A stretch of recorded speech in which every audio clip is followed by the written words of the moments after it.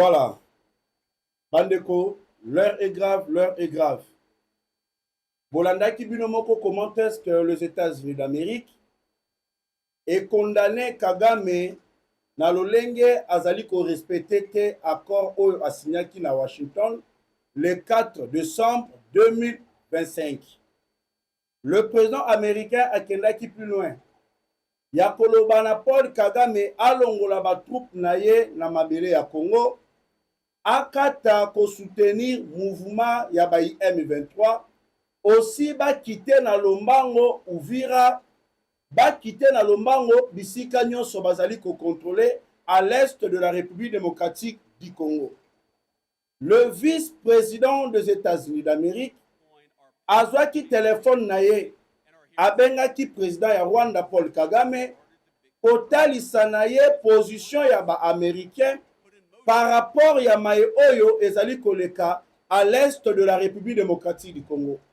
Akendaki plus loin ya koloba na Paul Kagame soki ozotosite okozala ennemi ya ba américain soki ozotosite okozala vraiment moto oyo tokomamika ba sanction ya makasi. Directement le président rwandais Paul Kagame aye kobenga le coordonnateur ya AFC bar M23 bar RDF na kombo ya Corneille Nanga alobi na Corneille Nanga akoma mokanda na Lombango ya kotalisa ete bandimi ko se retirer na niveau ya Uvira. Bandeko nyonso wana ezalaki na yango scénario. Rwanda bako se retirer te na Uvira. Boyo keloko na koloba. Rwanda bako se retirer te na niveau ya Uvira. Rwanda bako se retirer te na ba localité nyonso o bali ko contrôler ya République démocratique du Congo. Mais plutôt Paul Kagame aye ko déclarer guerre contre la République démocratique du Congo. Le même mokolo ya le 16 décembre 2025, Rwanda baye kokotisa ba char de combat babakisi lisusu ba troupe ebele à l'est de la République démocratique du Congo bakotisi ba munitions oyo et se diriger vers Uvira. Quelque chose se prépare bandeko. Nasengi bozala ebele ya ko commenter émission. Nasengi bozala ebele ya ko partager émission. Avant-hier, Kagame na Joseph Kabila basalaki réunion na Rwanda. Basololi bayokani babakisa lisusu 2000 militaires na bango bakita na est de la République démocratique du Congo. Bazali ko cible Kalemi, bazali ko cible Grand Katanga bandeko. Paul Kagame alobi na Joseph Kabila ndenge ozali boye elongo bani na yo o remplacer nanga na moto mosusu. Donc o remplacer nanga ezali te ke bacha nanga à côté, non. Ezali ba bomi Corneille Nanga bakotika ya bomoite. Nanga akomi ko gêner bango pourquoi? Na otali sabino révélation oyo na uti ko découvrir na ba source na biso na zui na sali ba investigation plus de 5 à 10 fois. Ezali ko ramener na kaka na eloko moko. Na vision ya nanga na bozali na ye na kati ya mouvement oyo ezali pirema ya batuti. Nanga pensé balingaki ba accompagner de la même façon Rwanda et accompagnaka Laurent Désiré Kabila pour renverser le régime ya Mobutu Sese Seko Kukumbwendu Ngondu Wazabanga. Mais nanga aye kotala intention ya Paul Kagame ya ba Rwandais ezali no po ba accompagner na Kinshasa, mais plutôt ezali po Azarias Ruberwa, non plutôt non Azarias Ruberwa, Moïse Nyarugabo, voilà. Tata wana bomonaki mikolo yo akomaki kobima koloba pamba pamba ba makambo ebele. Ok, moto oyo ba préparer soki ba komi na Kinshasa et que ba renverser régime ya président Félix Antoine Tshisekedi Tshilombo. Moto yo ba kopesa ye bokonzi c'est Moïse Nyarugabo. Moïse Nyarugabo yende akoya kokumba dialogue national. Politicien nyonso oyo bakobengisa participer na dialogue oya koboya bako éliminer. C'est par là bakoya kokumba na transition baye kosalisa élection dont Joseph Kabila a cause la candidat. Cela va permettre à Joseph Kabila azonga na bokonzi en République démocratique du Congo. Bandeko, dossier on a kolobanabino. Na lancé ba enquête ba investigation. Ya liboso, ya mibale, ya misatu bandeko. Na ekoko matina 10. Et confirmer information na kolobanabino. Ya kokamisa bandeko na biso ba congolais. Lokola ba kolinga président Tshisekedi te. Bandimi kosangana na ba ennemi de la République pona kotangisa makila ya bandeko na bango moko afin que vision ya Rwanda ya empire Imatuti ekokisama en République démocratique du Congo. Yango na kosenga vraiment bozala ebele ya kolaike émission, bozala ebele ya kopartager pe bozala ebele ya kosabonner. Beaucoup de gens se posent des questions. Eloko nini ezali kokumba arrestation ya secrétaire permanent du PPRD na kombo ya Emmanuel Ramazan Shadari. Ezangai honorable Wivine Ramazan Shadari. Vraiment makambo na moni nane komela ngai te. Ezalaki na 3h40 du matin. Bajier na batu mususu batalaki na tenue civile. Bakotelinga na ndako moins 40 personnes. Babandi na chambre ya jeune garçon na ngai. Batraumatize ye. Batie maminduki. Akende kolakisa place papa na ye azali. Bakomi pe bazui papa. Bakoti ti na chambre. Bake bazui papa. Bakiti ne na se. Bazui na bone na ngai. Bazui 3 policiers na chauffeur moko. Ngana lobi boke na ye wapi eroyo. O te toeka kozwa ye. Siko boko zwa ye boke nene wapi eroyo. O te toke kaka tokozonga na ye. Ye aza mtu munene toke na ye kaka. Ngabi mtu munene bozwa ye eroyo. Boye ata na convocation te. Boye ata papier moko na tuni bino ezate. Boko zwa kaka mtu boke nene na ye ba place boke na ye te. Boye bisanga place boke na ye. Et l'on connaît et salué te Conseil national, il y a Cyberdéfense, CNC en site, et que le Kokanga Emmanuel Ramazan Shadari, Nanda Konaye vers 3h du matin. Bandeko, Bokoye ba détail, Bokoye ba vérité, na arrestation, il y a Emmanuel Ramazan Shadari, na émission, il y a Mokolo Mwalelo. Voilà, bonjour et bonsoir. Et je dépendre dans notre émission. Vraiment, les Congolais de partout dans le monde, le diaspora congolais de partout dans le monde, nous autres, Libanda Yamboka, même Olema, Nakati Yamboka ya Congo, Oye Koma, Bilei Nabino Yatango Nyoso, Koyeba, Congo et la Lindenge Nini, Congo et la Mukindenge Nini, Pe Makambo na Congo et Zaliko Kendelo Lenge Kan. En retour, Naliko insister, s'il vous plaît, peuple congolais. Makambo ona koloba, c'est très important. Je dis bien, c'est très, très, très important. Émission oyo esengeli ezala sécuriser, nanzela ya kolaike, donc nanzela ya koeme. Bo aimer vraiment massivement émission oyo ekosala biso esengo mingi koleka. Voilà.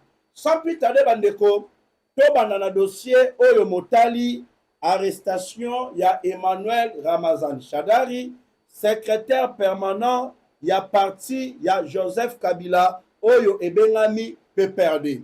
Arrestation, il y a moto Oyo Loba, on ne peut pas nous intimider. On ne peut pas nous intimider. Ouais. Arrestation, il y a moto Loba, coup sur coup. Bandeko, Emmanuel Ramazan Shadari, Bakanga qui est nanda konaye, vers 3h du matin, na Conseil national de Cyberdéfense. Problème est bandi wap bande konangai. Na GLM, ba service à sécurité à mboka na biso. Bazwa ki information que na GLM ezali na ba individu moko non identifié. Basala ka réunion kuna na kati. Réunion o basala ka na kati, bazali ko planifier pendant tangu ya ba feti oyo.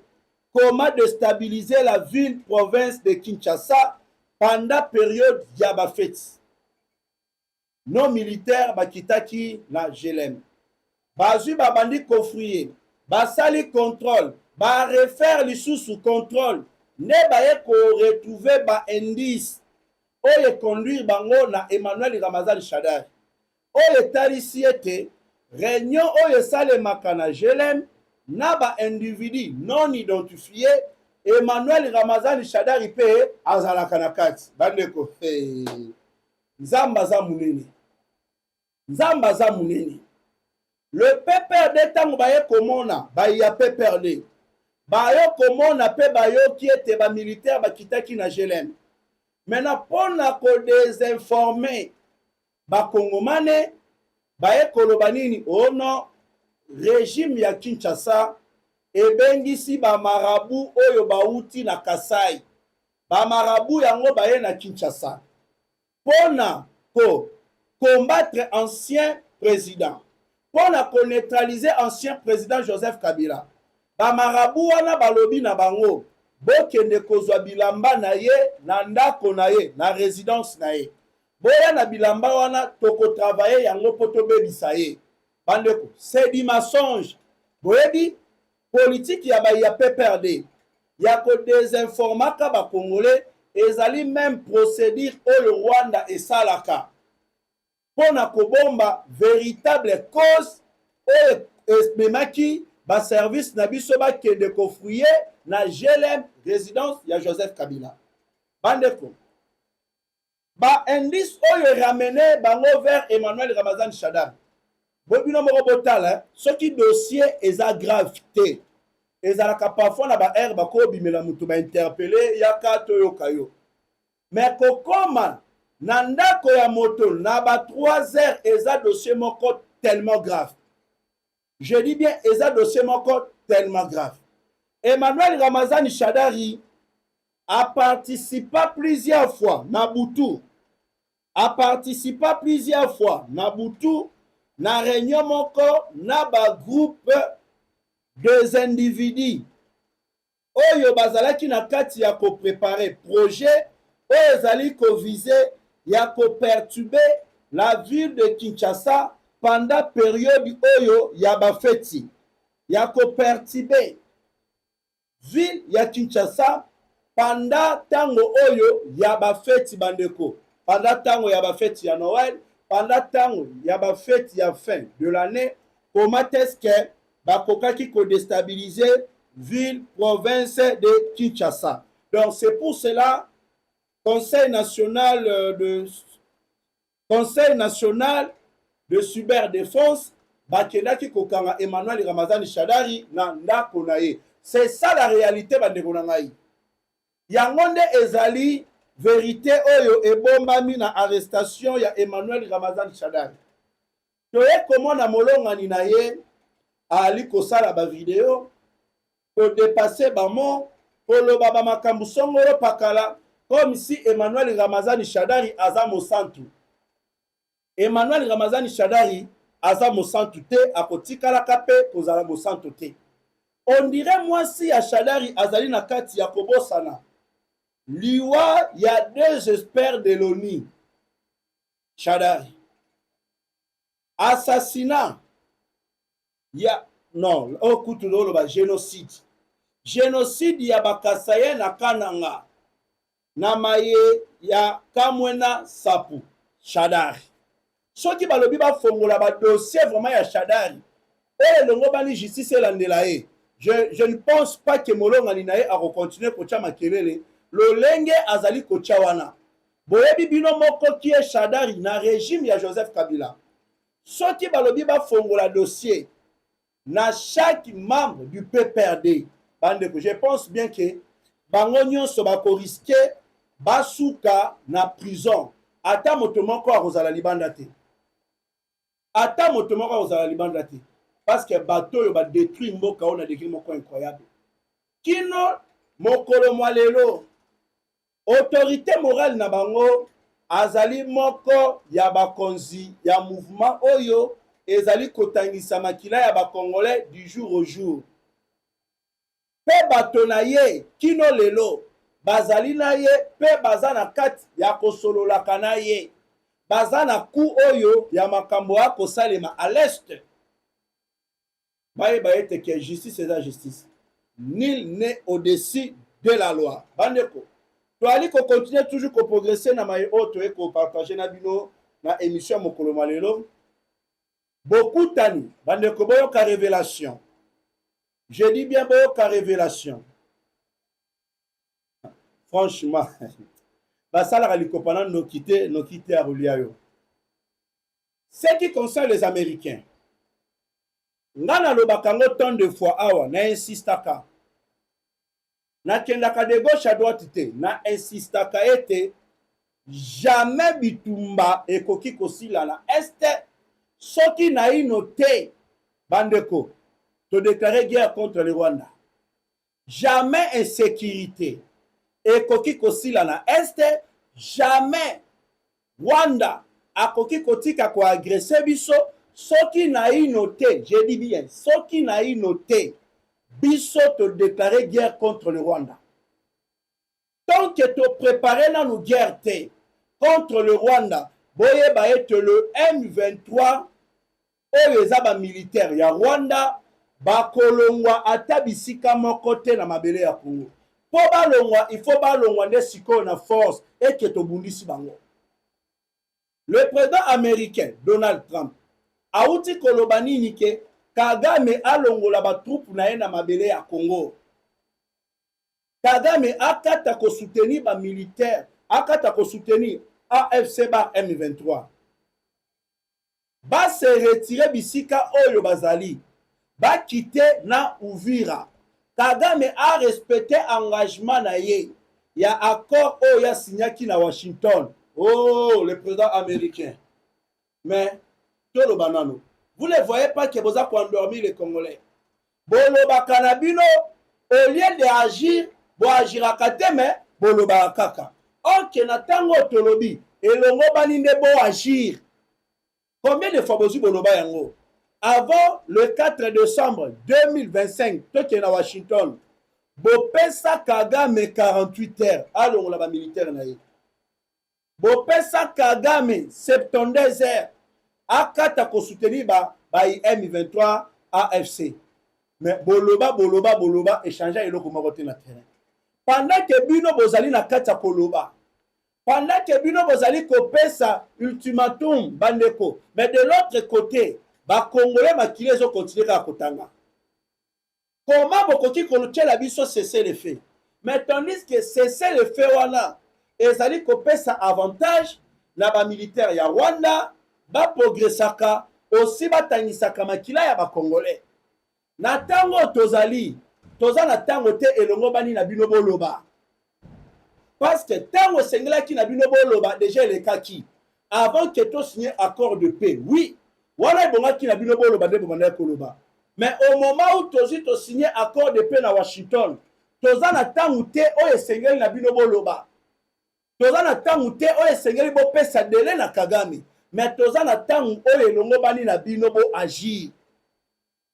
Ba Congolais ba kokufa na este. Du jour au jour bandeko na biso na Uvira ba koboma bango lokola banyama. Mais bino bozakaka oh nous disons. Mais ça devient quoi? À quoi bon? Y a dit oh to sali na bino na ba minerais stratégique ya mboka na biso soki bozali na incapacité ya ko ramener biso paix à l'est de la République démocratique du Congo. Utilité ya dit wana ezanini. Je dis bien utilité ya dit wana ezanini. Chef de l'État mokonza mboka olobaki yango malamu ete accord ya suka oyo zali ko signer c'est avec les Américains. Oro signer sous accord mosusuté. Mokonzi, nous avons toute la capacité ya ko chasser ba Rwandais oyo du M23 na mabele ya mboka na biso. Ezali ko senga mokonza mboka zwa ba généraux oyo ba travailler na Kabila. Zwa ba généraux oyo bazali ba fruit ya mixage et brassage. Confiner bango quelque part mosika na ba téléphone na bango. Zwa ba officier subalterne même lieutenant colonel major, capitaine, bakoki kokumba opération militaire. Opesi commandement des opérations na ba officier subalterne. Bakumba opération, je le jure devant Dieu, Rwanda a résisté même pas des jours.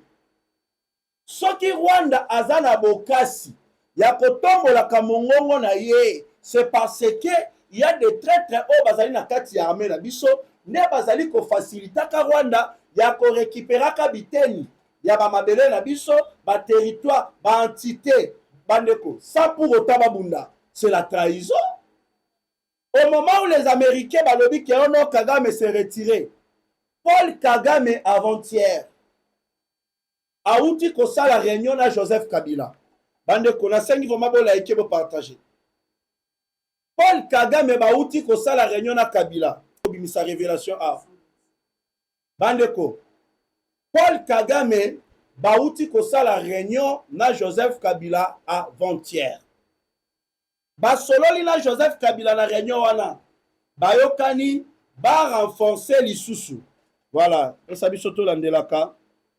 Bato, bon commenter s'il vous plaît, bande konanga bon commenter, bon partager émission s'il vous plaît, surtout na scène na bino bo like. Avant-hier ezali na bokutani ya Paul Kagame na Joseph Kabila. Ya Paul Kagame na Joseph Kabila. Na réunion na Kabila na Paul Kagame bayokani boye. Batinda lisusu renfort. Il y a 10 000 soldats rwandais oyo bakokende ko attaquer position nyonso ya FARDC po bakoka kofongola voie nzela na Kalemi pe na Grand Katanga en général. Bandeko, nazali ko répéter pendant que bino bozali ko rêver. Pendant que bino bozali koloba ono bako se retirer, c'est du mensonge. Ils ne vont pas se retirer. Le Rwanda ne quittera jamais mabele ya Congo soki tobundisi bangote. On doit déclarer la guerre contre le Rwanda. Tobundisa Rwanda, c'est comme ça, seule solution. Kagame bayokani na Kabila ba renforcer lisusu, batinda renfort. Il y a 10 000 soldats rwandais oyo bakokende ko attaquer ba position nyonso ya FARDC. Aussi ba fongola voie, ba fongola nzela na Kalemi et aussi na Grand Katanga en général. Na tango oyo nazali koloba na bino. Bayokani, ils se sont mis d'accord pour le 17 décembre 2025 bakoka ko déployer ba troupe mosusu. Aussi le 17 bande konanga eratété. Je dis bien le 17 eratété. Ba déployer lisusu ba soldats na bango. Oyo baye ko kita na territoire ya mboka na biso. Na tango na koloba na bino. Bola ikebo kota lisusu ebele bandeko. Plusieurs militaires de l'armée rwandaise bandeko baye kokota lisusu ebele na mabele ya mboka na biso. Au moment où biso tozali kozela balongwa. Bandeko. Boyo katna ko kena bino malembe. Ande boyo ka mwambe kotiseno. Bandeko. Franchement, makambo zali. Le président rwandais, le génocidaire, le sanguinaire Paul Kagame. Na réunion wana aye koloba na Joseph Kabila. Ndenge zaboye elongo bani balongola Corneille Nanga ba remplacer Corneille Nanga. Paul Kagame a obligé la Joseph Kabila ba remplacer Corneille Nanga. Bacha motomosusu na mouvement wana. Donc motomosusu a comme coordonnateur ya AFC bar M23 bar RDF. Liwa ya Corneille Nanga ezali déjà signé na Rwanda. La mort de Corneille Nanga a été signée au Rwanda. Bokangelo kona koloba na bino. Pourquoi Kagame a sengi ba remplacer Corneille Nanga? Je l'ai dit tant de fois, Nanga c'est un prisonnier à Rwanda. Bandeko. Na balancele na bino. Na lo na bino nini bandeko? Bomoni Corneille Nanga, botala e malam. Corneille Nanga c'est un prisonnier à Rwanda. Il est entouré par le militaire de l'armée rwandaise. Nanga est entouré par les agents de service de sécurité du Rwanda. Bazali wana non pour sécuriser Corneille Nanga. Mais mission na bango c'est de contrôler Corneille Nanga. Kolande la Corneille Nanga. Tant on a koloba, je pourrais vous balancer même ma photo. Bandeko. Na kosenga botala ba nyonso bazali contrôler Corneille Nanga. Bango nyonso ce sont des Rwandais. Naloba basala kalikopala ndokite ya kolia. Na ebite soki boko komona botala ndenge ba marqué yango na ba flèche. Bomoni oyo ezali na matanga ya Magloire Paluku.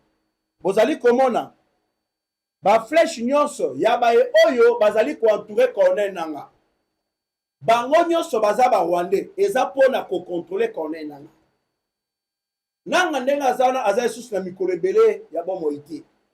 De la même façon, bayaki koboma Magloire Paluku parce que Magloire Paluku ayaki ko découvrir ba mitindo nyonso oyo bango bali ko salela bali ko exécuter eutaka na Kigali.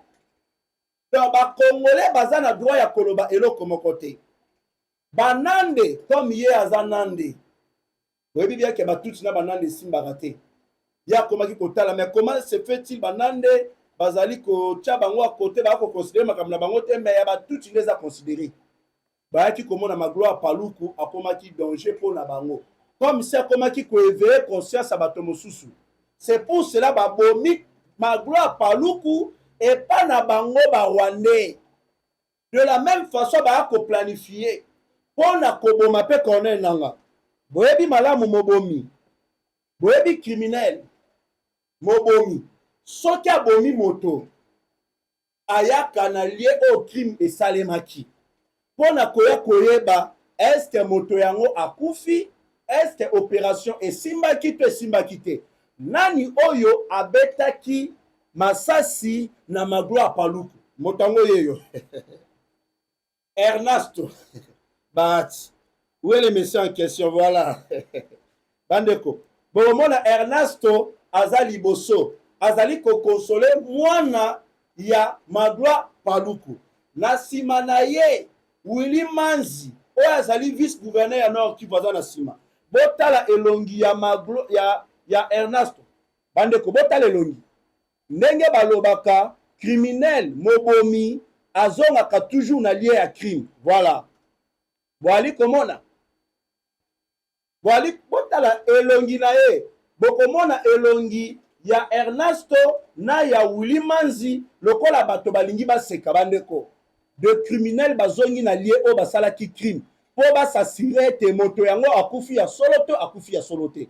Koto bazali kosala comme ici ba kolendisa mwana ya Magloire Paluku. Ok, baza na kati ya koseka.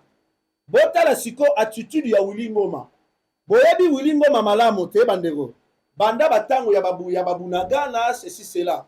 Willy Ngoma soki botali tango ayaki kokota na Uvira. Attitude ya Willy Ngoma esengo eza te. Eloko li esali eteke même Willy Ngoma na bango attitude changer bandeko. Naloba basalaka likopana ndokite ya Roliao. Nazolinga totala siko photo ya Willy Ngoma ndenge azali ko consoler mwana ya Magloire Paluku. Na senge mission bozale belé ya ko partager bandeko s'il vous plaît. Partagez l'émission massivement, partagez l'émission massivement. Willy Ngoma azali wapi? Toza koluka Willy Ngoma. Willy Ngoma bimela biso awa. Tomona yo. Où est Willy Ngoma? Voilà. Botala Willy Ngoma. Bon senti différence. Ya Willy Manzi, Ernesto ainsi que Willy Ngoma. Botala longa Willy Ngoma. A ko consoler mwana ya Magloire Paluku. Bokomona titi la Willy Ngoma lokola moto alingi alela donc moto aza na souci. Moto aza na pasi. Par rapport ya Willy Manzi ainsi que Ernesto. Aussi bomoni. So moto oyo azali na liste na sima ya Magloire Paluku c'est Corneille Nanga. Bandeko, je sais très bien botu na ngai bokoloba ah Corneille Nanga pourquoi? Pourquoi bazolinga ba boma Corneille Nanga? Bokanga émission oyo bandeko biteni ya ba vidéo bo garder ngo bo pesa nga raison. Pourquoi bazolinga baboma Corneille Nangaa? Boyoka sujet ezali boye. Corneille Nangaa ye abulaki Rwanda bako accompagner na Kinshasa. Na mouvement wana Corneille Nangaa se voyait que le futur président yende mutakokoma président en République démocratique du Congo. Nangaa pensait que bako accompagner kino na Kinshasa ba renverser régime ya président Tshisekedi yende azwa bokonzi. Mais na carte ya Paul Kagame c'est pas le cas.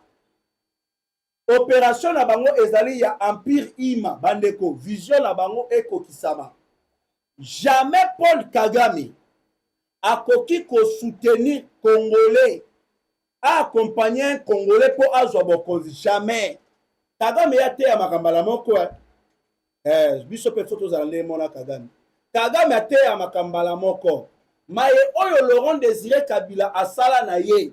Kagame azolinga lisusu a revivre yango te. Maye oyo a vivre na tango président Tshisekedi. Kagame azolinga lisusu a revivre yango te. Alors, quoi faire bandeko? Ba planifier moto oyo esengeli a remplacer donc. Soki ba renverser régime à président Tshisekedi, moto oyo esengeli azwa pouvoir c'est Moïse Nyarugabo.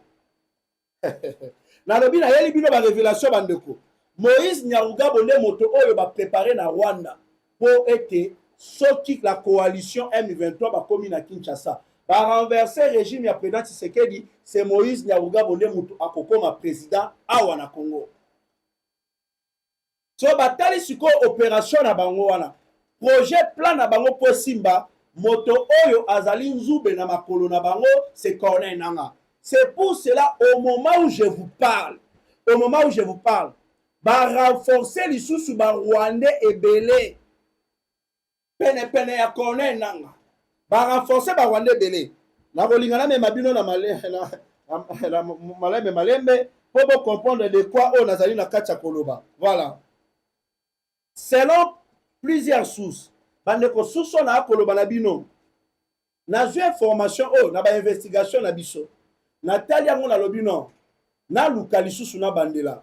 Na bandela ta plus de 5 à 7 fois bandeko. Ezali komemela ngai même information.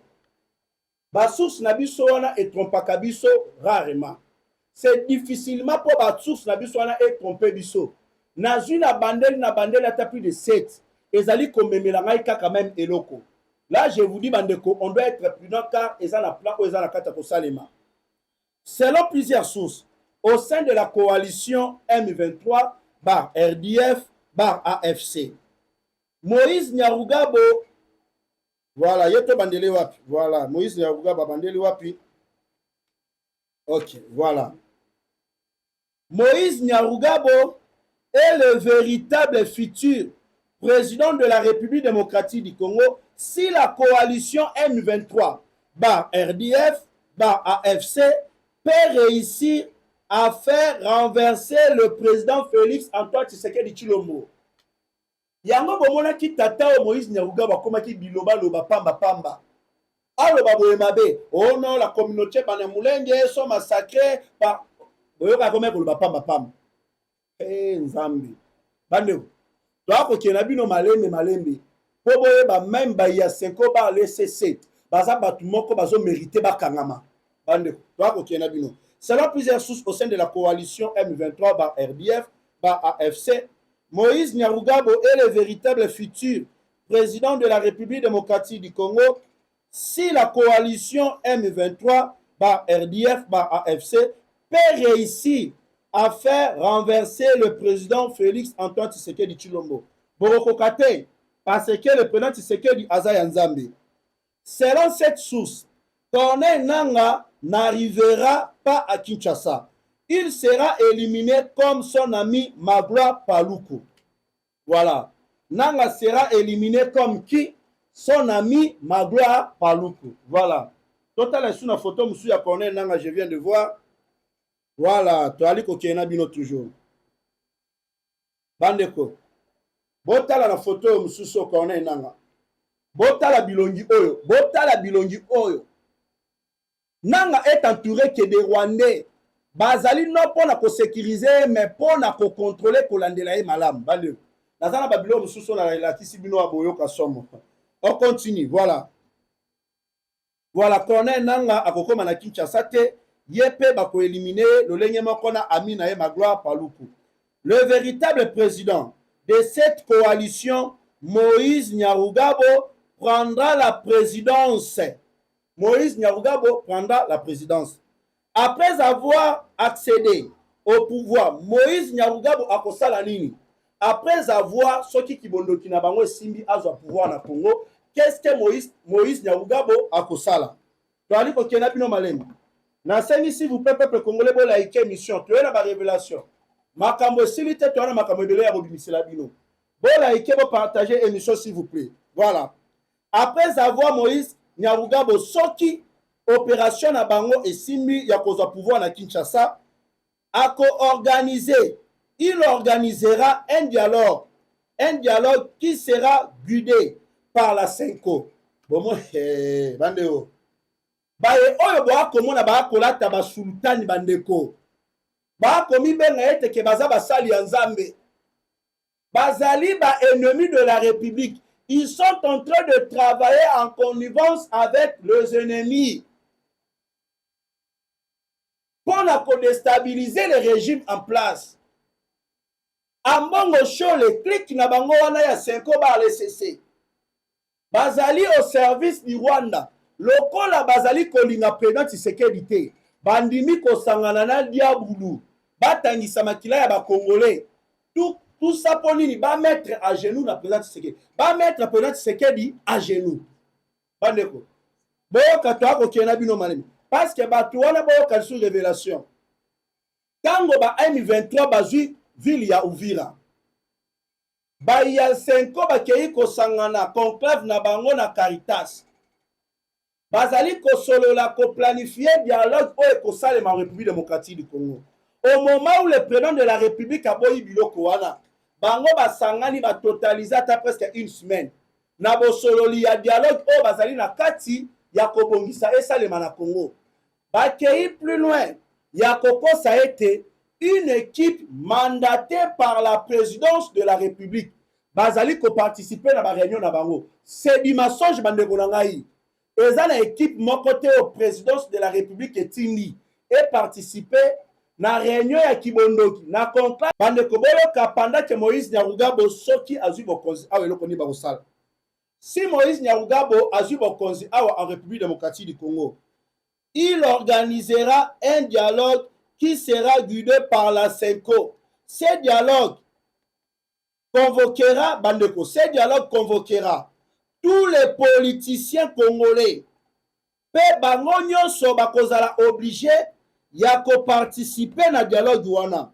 Oyo akoboya ko participer na dialogue bako éliminer sans pitié. Moïse Nyarugabo, il préparera le retour de Joseph Kabila au pouvoir à travers la transition qui sera décidée dans le dialogue. Cette transition organisera les élections présidentielles et Joseph Kabila sera parmi les candidats. C'est ainsi que Kabila a causé le pouvoir. C'est ainsi que Joseph Kabila a causé le pouvoir. Nali ko continuer na bino bandeko. Awa na lobi na la révélation. Na la révélation te mais na yende na ba révélation. Boyo kamakambo plat ya ba Rwandais o ba ko planifier contre notre pays. Moïse Nyarugabo éliminera bato nyonso oyo bakozala obstacle na plan na bango, bato banso oyo bakoluka ba empêcher opération plan na bango ekoka ko se réaliser te. Le plan en question ezali Empire Imatuti bazala à l'est de la République démocratique du Congo. Moïse Nyarugabo ako faciliter. Moïse Nyarugabo facilitera, voilà, Moïse Nyarugabo facilitera la fédéralisme de la République démocratique du Congo sur le plan économique, politique et sécurité. Le Grand Kivu dépendra du Rwanda et l'Ouganda. Le Grand Kivu ekodépendre na Rwanda, ekodépendre mpe na Uganda. Oyo ezali kibondoki te. Si oboloba na ngai bato lokola bashole, bato lokola bambongo, Senko, bar LCC, ezali eloko moko ya Rwanda installé en République démocratique du Congo afin que mission ya Empire Imatuti ekokisama na mboka oyo. Bandeko, na kokenda bino malembe. C'est que moi je la conseille à bandeko na ba Congolais. Le président Félix Antoine Tshisekedi Tshilombo azali ko diriger akoleka, mais Empire Imatuti bango bakokomisa biso ba esclave de génération en de génération. Le président Tshisekedi passera. Le Congo restera. Mais ceux qui te commettre erreur et que Empire Imatuti va réussir opération na bango na Congo. Biso tokoko ba esclave na bango de génération en de génération. Ba nilotique nyonso ya mokili bakoya ko s'installer à l'est de la République démocratique du Congo. Ba mabere na biso ekozwama na bango na makasi. Bako travailler, bako exploiter ba matière na biso pona ba sponsor na bango ba occidentaux. C'est ça l'opération. C'est bon le bananga yo za congolais. Olingelo kwa boye esalema na mboka na yo. Soki oza vraiment congolais ya solo.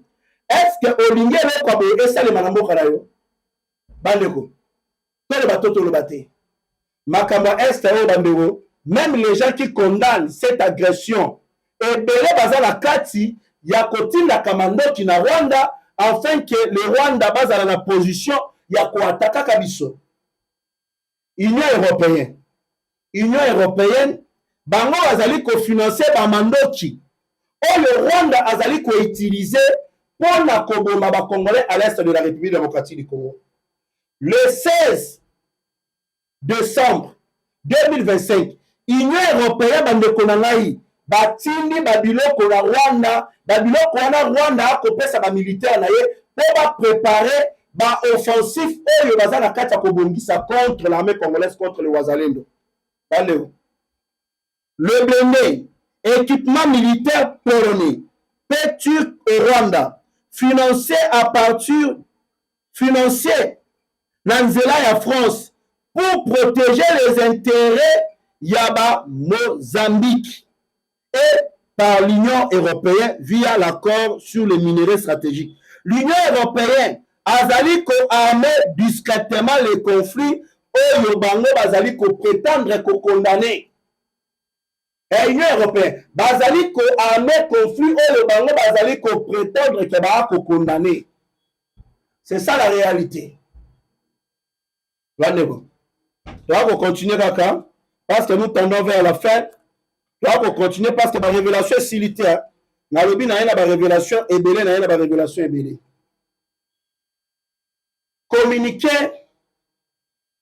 Bon, un journaliste américain Aza Tuni Motuna na Cornel Nanga par rapport à retrait na bango à l'est de la République démocratique du Congo, selon demande il y a président américain Donald Trump. Voilà, qu'est-ce que Cornel Nanga a lobby? Voilà. En Goma, chef-lieu de la province du Nord Kivu, en République démocratique du Congo, un journaliste américain des investigations a Tuni Motuna na Cornel Nanga ou azali coordonnateur ya AFC ba M23 ba RDF.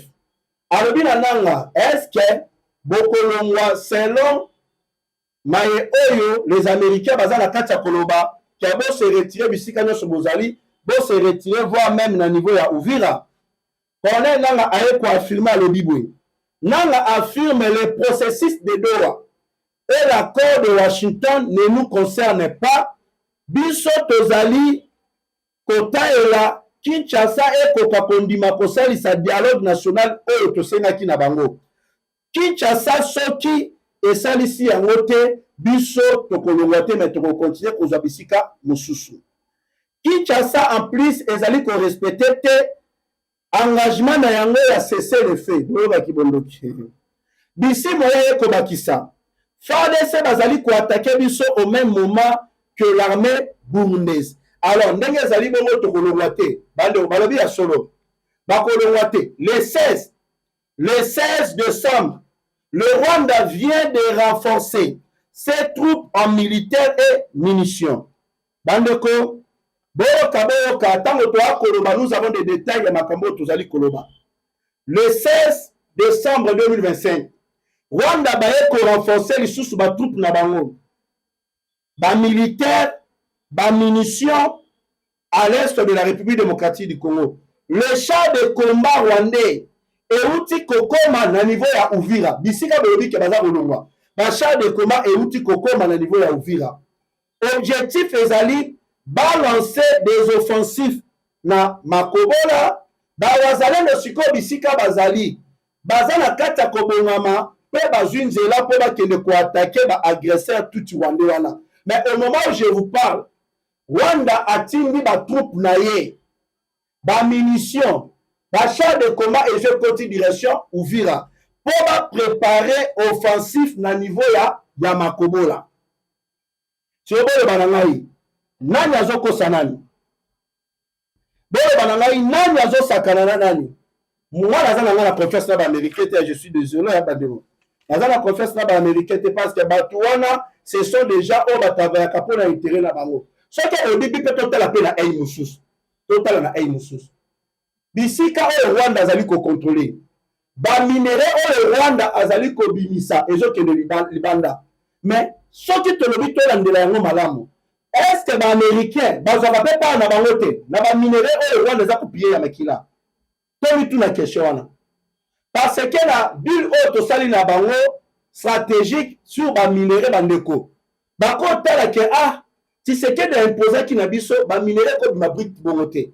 Avec bima esengele za la raffiner dans la Congo. Donc bana ya mboka po bazo misala. Non. Soto dit on a voie normale à Tshisekedi dans ndenga ba deal oyo to bénéficier vraiment ndenge to lingaraté. Alors, to continuer kaka kobenda kana sima ya Rwanda, mais de l'autre côté, to sala lokola tozali ko condamner, to le bana kagama retirer batunaye. Mais en réalité, États-Unis d'Amérique bandeko na ngeza grande puissance. Est-ce qu'un petit pays comme le Rwanda, est-ce qu'un petit bonhomme comme Paul Kagame a koki côté le Donald Trump? Mais bilo kono totalement na ay mususu. Est-ce que les Américains vont jouer la biso chez Moronte bandeko? Comment que vous faisiez que parler, vous faisiez que condamner? Au lieu d'agir, on allait peut-être comprendre ce qui va signer qui accord à Washington. Mais au moment où on a eu à signer cet accord, en retour, c'est d'agir que de condamner. Une partie de la population ya Uvira, babeti bamisusu babaflimu, bapesi bango bakaliko, bosa la marche et bimaete comme si bobo ibisoto na Uvira. Babem ici la journaliste na bango. Ba journaliste na bango ba esikoyo pour partager na ba réseaux sociaux. Bota la population ya Uvira, bazali ko sala marche pour boya retrait ya ba M23 na niveau ya Uvira. Bandeko. Ba beti bango na ba degré moko pour basalela bazo sala wana. Rwanda za ko sakana na biso donc. Baza ko bundisa biso sur le plan militaire, baza ko bundisa biso sur le plan médiatique bandeko. Et là on dit toi comprendre la quantité. Et là, on comprendre la quantité de bateau. On continue la bino. C'est pas là que vous allez comprendre. Ok. Là, on continue la bino. Voilà. Selon plusieurs sources, l'armée rwandaise et ses alliés ne quitteront jamais par retrait dans la ville d'Uvira. Bande Roboyoka. Alors, machine, il y a Francis Kapena, oh, il y a Kobimis, la biso babor, ma casse. La révélation est allée. Là, pour répéter. Selon plusieurs sources, au sein de la coalition M23 RDF AFC, Ezali Kotali ça a été l'armée rwandaise, Pela allié la Bango, ne quitteront jamais par retrait dans la ville d'Uvira. Ils ont fait le communiqué pour apaiser la tension des États-Unis d'Amérique. En réalité, Bakoti Kala jamais qu'on se retire. Donc, et Ali Kotali Sabiso, communiqué au Basala Kiwana, et Zalaki Kakapona ko apaiser tension ya ba américain. Mais en réalité, Bakoti Kala Kate qu'on se retire au niveau ya Uvira. Selon les mêmes sources, le Rwanda prépare déjà plusieurs militaires en tenue de la police qui seront, voilà, Rwanda bazali ko préparer ba militaires ebele, oyo bakolata tenue à la police qui seront déployés à Uvira, pendant que les autres seront en train de lancer les offensives dans le nord. Wali komona ba offensif bako lancer na Walikale, Beni, Ituri vers Kisangani. Au moment où bino boza kozela ke balongwa, koto boyo kabazali ko préparer offensif oyo bako lancer na nord. Donc wali kozwa Walikale, Beni, Ituri vers Kisangani. Donc bato wana bakolongwa pa retraité. Bato wana bakolongwa na nzela ba déclaration te. Bato wana bakolongwa na nzela ba condamnation te. De condamné ekolongola bango te. Mais eloko ekolongola bango ezali affrontement direct contre le Rwanda. Et Abitumba. Voilà. On continue. Voilà. Émission comme Kokena Souka Bandeko like s'il vous plaît. Voilà. Au lieu de se retirer comme ils ont annoncé, l'armée rwandaise et ses alliés ont renforcé leur arsenal. Bandeko. Au lieu de l'olenge banosaki, mais l'armée ya Rwanda baye ko renforcer arsenal militaire na bango dans la ville d'Uvira et aux alentours na yango. Donc eza po ba bloquer bandeko. Ah, eza po ba bloquer to komi ko chiter s'il vous plaît quelques minutes. Eza po ba bloquer ceux qui font cette ba wazalo ba lingi ba attaquer ba barrer bango la route. Selon plusieurs sources, ils comptent lancer des offensives sur plusieurs axes et faire des communiqués pour accuser le FARDC, le Wazalendo et le soi-disant FDLR. Donc, bazali ko planifier ba lancer ba offensif na ba axe ebele par après ba koya ko bimisa communiqué pour na kofunda FARDC, kofunda ba Wazalendo pe ba soi-disant FDLR que bangonde ba attaquer bango. Alors le coup là ba Wazalendo FARDC et le soi-disant FDLR ba attaquer bango. Moyen siko le bango va se retirer lisusu na Uvira ezali te car force gouvernement et les forces pro-gouvernementales eza na kati ya ko attaquer bango. C'est ça, communiquer la robinissa. À ce point, ils diront qu'ils n'avaient pas d'autre choix que de se défendre, mais en réalité, eza bango nde balansaki ba offensif bato ya liboso. Au moment où nous sommes bandeko, nous devons mobiliser nos forces pour combattre les agresseurs rwandais. Car leur but ezali va réaliser vision à bango, bandeko. Leur but ezali va réaliser vision à bango. Voilà. Donc, c'est par là nous allons chuter. Na niveau ya Ituri, mais bandeko boyoki, moi je dis, par la force, wana barotika biso. Parce que babomeli biso bandeko na est. Et sengeli na biso sikoyo pe laver humiliation. Parce que nous sommes humiliés par le Rwanda. Et sengeli to laver humiliation. Pour to laver humiliation, wana eloko kane le mobali to sala to bundana bango. Le chef de l'État congolais en état commandant suprême. Alongoli ba généraux, je le répète, alzo ba généraux ba travailler Joseph Kabila. Les officiers supérieurs ba travailler Joseph Kabila. Par le baouta na RCD. Bafui à mixage et brassage à confiner bango mosika na ba téléphone na bango par rapport à ce commandement des opérations après si yango na ba officier subalterne a su ba geno ba sisi ba formation na Égypte ba outi ba Israël ceci cela ba lancer siko ba offensif na est sans la trahison sans ba complice ya Rwanda na kati ya armée ya mboka na biso Rwanda a ko résister même pas des jours. Na province ya Ituri. Kagame, il y a des généraux qui sont des traîtres. Nous avons plus de 500 généraux, mais ils sont incapables. Il y a quoi coincé Paul Kagame. Il y a quoi bloqué les terroristes. Dans les 500 généraux, à quoi bon d'avoir plusieurs généraux, ceux qui basent la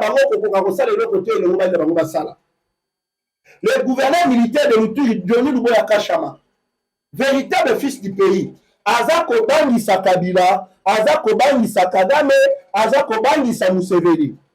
Bolandaki dernièrement Museveni a sali déclaration pour provoquer biso. O ezali kotali sa na bosembo plan ya balkanisation ya mboka na biso ya Congo est en cours.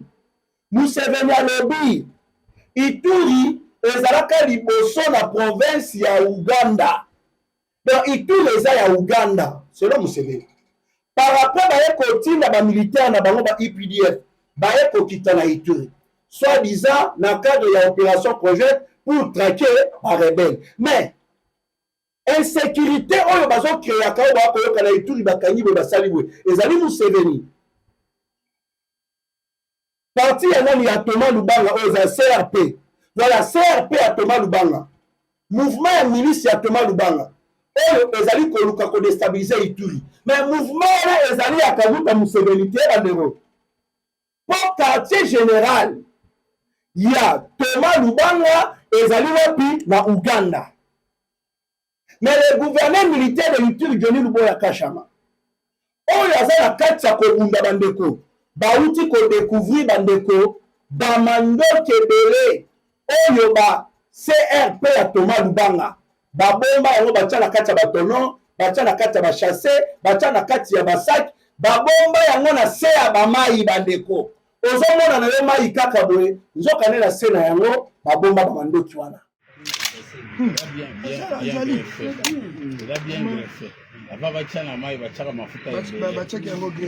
Les armes, encore des armes. Les armes cachées. Les armes de la CRP, de Thomas Lubanga allié du M23.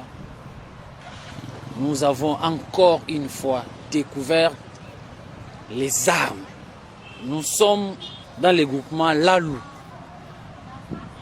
C'est entre le village natal de Fébaraka, Amos. En voyant la manière dont les forces armées sont en train de découvrir toutes ces armes, ça montre que ces messieurs avaient un plan diabolique de la destruction de la province de l'Ituri. Comme je l'ai toujours dit, Dieu est à notre côté. Nous venons de découvrir encore les armes. Cette fois-ci, bandeko nangai, bazu yango batie na tono, batie na bachasse, batie na se na mai, muto yemoko a bomba ba arme oyo na minute oyo, il se retrouve que non bato baza vraiment force aux armées. Je vous laisse suivre un peu la manière dont nous avons découvert toutes ces armes.